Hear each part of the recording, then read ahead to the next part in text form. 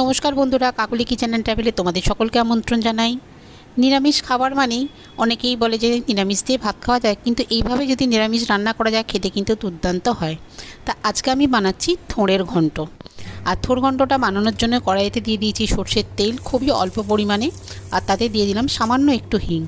এই তেলের মধ্যে হিং দিলে কিন্তু গন্ধটা খুব সুন্দর হয়। আর দিয়ে দিলাম গোটা জিরে, দেবো একটা গোটা শুকনো লঙ্কাকে ফাটিয়ে, আর দেবো দুটো তেজপাতা। ব্যাস, এই ফোড়নটা থেকে যখন সুন্দর গন্ধ বেরোবে তখন কিন্তু আমি আগে থেকেই আলুগুলোকে খুব ছোট ছোট করে কেটে টুকরো করে ধুয়ে পরিষ্কার করে রেখে দিয়েছি। ওইগুলোকে আমি আগে কড়াইয়ের মধ্যে দিয়ে দেবো। আর বন্ধুরা, নিরামিষ দিনে কিন্তু কী রান্না করব এটা একটা খুব চিন্তার ব্যাপার থাকে। আর বাড়িতে কিন্তু সব বাচ্চারাও কিন্তু একটু মাছ মাংস ডিম খেতেই ভালোবাসে বেশিরভাগ ক্ষেত্রে। তবে নিরামিষ খাওয়ারও কিন্তু খুব প্রয়োজন আছে। সারা সপ্তাহ তো আমিষ খেলে সেটাও কিন্তু স্বাস্থ্যের জন্য ভালো নয়। তা সব জিনিস খাওয়ার খুব প্রয়োজন আছে। তা আজকে যেটাই বানাচ্ছি সেটা থোড়ের ঘন্ট। আর থোড় ঘন্টটার জন্য সমস্ত জিনিসগুলো দেওয়া হয়ে গেছে। আলুটাকে আমি দিয়েছি, দেওয়ার পরে এটাকে আমি একটুখানি ভেজে নেব। মোটামুটি খুব বেশি ভাজার দরকার নেই, একটু হালকা করে ভেজে নিচ্ছি। দিয়ে দিয়েছি পরিমাণ মতো হলুদ গুঁড়ো, সেটা দেওয়ার পরে দিয়ে দিচ্ছি একটু আদা বাটা। খুব অল্প তেল মশলা দিয়েই কিন্তু এটা আমি রান্না করব। আর আদা বাটাটাকে দেওয়ার পরে খুব ভালো করে কষিয়ে নিয়েছি। আর দিয়ে দিচ্ছি একটু জিরে গুঁড়ো। আদার থেকে আমি জিরে গুঁড়োটা একটু বেশি দিচ্ছি, জিরের গন্ধটা কিন্তু এই তরকারিতে খুব ভালো লাগে। আর দিয়ে দিচ্ছি একটু লাল লঙ্কার গুঁড়ো। ব্যাস, এই সামান্য মশলা দিয়েই কিন্তু আজকে হয়ে যাবে থোড় ঘন্ট। এটা কিন্তু ভাত রুটি দুটোর সঙ্গেই কিন্তু খুব ভালো লাগে। আর নিরামিষ থোড় ঘন্ট খেতে কিন্তু সত্যিই বন্ধুরা খুব ভালো লাগে। তোমাদের কাদের কাদের কিন্তু এইটা ভালো লাগে। আর থোড়টাকে আমি আগে থেকে কেটে খুব সরু সরু কেটে ধুয়ে, আর এটাকে আমি নুন আর হলুদ দিয়ে খুব ভালো করে চটকে মেখে রেখেছিলাম, যেহেতু আমি থোড়ের তরকারিতে জলের ব্যবহার করব না। এবার অনেকক্ষণ ধরে মেখে রাখার পরে থোড়টা খুব নরম হয়ে গেছে।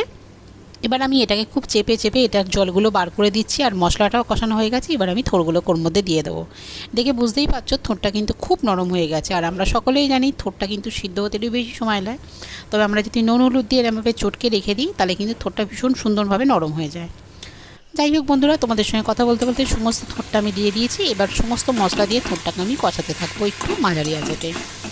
আর আমার পরিবারের নতুন বন্ধু পুরনো বন্ধু তোমাদের সকলকে অনেক অনেক ভালোবাসা এইভাবে আমার পাশে থাকার জন্য, আমাকে সাপোর্ট করার জন্য।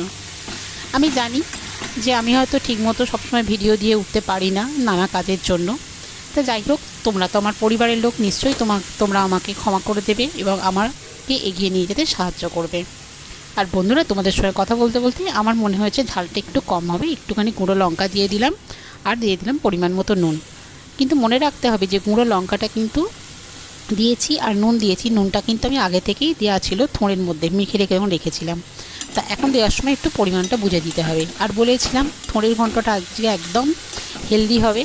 তা হেলদির জন্য আমি এখানে কিন্তু দিয়ে দিয়েছি ভিজে ছোলা। তোমরা সবাই জানো কিন্তু ছোলার মধ্যে প্রচুর খাদ্যগুণ, প্রোটিন থাকে, ফাইবার থাকে, যার জন্য আমি কিন্তু এখানে ভিজে ছোলা দিলাম। তোমরা চাইলে কিন্তু এটাতে মটর ডালের ছোট ছোট করে বড়া করেও দিতে পারো। আর তোমাদের সঙ্গে কথা বলতে বলতে সামান্য একটু জল দিয়ে আমি ওটাকে 10 মিনিটের জন্য চাপা দিয়ে রেখেছিলাম। আর দেখো খুব সুন্দরভাবে একটা মাখো মাখো ভাব এসে গেছে। এবার আমি একটুখানি দেখবো আলুটা সিদ্ধ হয়েছে কিনা। হ্যাঁ দেখো বন্ধুরা, আলুটা কিন্তু বেশ ভালোই সিদ্ধ হয়ে গেছে। দেখে বুঝতে পারছো, দেখো আলুটা কিন্তু ভালো সিদ্ধ হয়ে গেছে। আর একটু আমি চাপা দিয়ে এটা একটু মজতে দেবো। দেখো কত সুন্দরভাবে থোড়েরটা হয়ে গেছে। আর থোড়ের তরকারি মানেই কিন্তু একটু মিষ্টি দিতে লাগবে। তোমরা যেরকম মিষ্টি পছন্দ করো সেই মতো মিষ্টিটা দেবে। আমি সামান্য পরিমাণে মিষ্টি দিলাম, এটা হচ্ছে তরকারির টেস্টটা আরও বাড়িয়ে দেবে। আর এদিকে আমি থোড়ের ঘন্ট হয়ে এসছে, দিয়ে দিলাম একটু শাহি গরম মশলার গুঁড়ো। আর দিয়ে দিচ্ছি ঘিটাও তোমরা তোমাদের ইচ্ছা মতো দেবে। আর বন্ধুরা, রেসিপিটা যদি ভালো লেগে থাকে অবশ্যই লাইক শেয়ার কমেন্ট করবে। আর আমার চ্যানেলটা সাবস্ক্রাইব করে আমার পাশে থাকবে। বন্ধুরা, হয়ে গেছে আমার থোড়ের ঘন্ট। এবার আমি এটা নামিয়ে নেব। আর রুটি ভাত দুটোর সঙ্গে এটা খুব ভালো যাবে। আর বন্ধুরা, তোমাদের এইভাবে থাকো। আর আগামী দিনে আবার আমি নতুন নতুন ভিডিও নিয়ে আসবো। তোমরা সকলে ভালো থেকো, সুস্থ থেকো।